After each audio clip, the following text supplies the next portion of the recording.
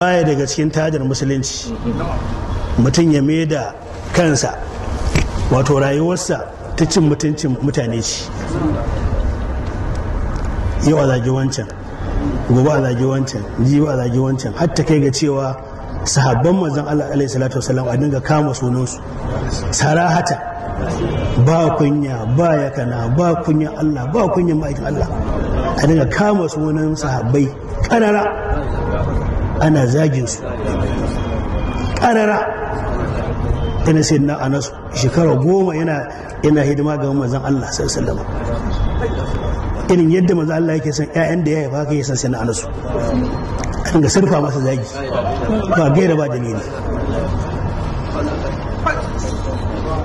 Ko yaron gidanka kake yi wannan, ko yaron gidanka ne to kai tsinanne ne, ballanta na sai na Anas ibn Malik.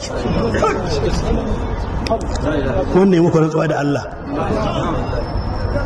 wato ba wai masu yin abin ba, hatta wanda zai zauna ana abin yana ji, ana abin yana sauraro, yana wani ihu, yana wallahi billahi allazi la ilaha illa huwa, shi matsinanne ne.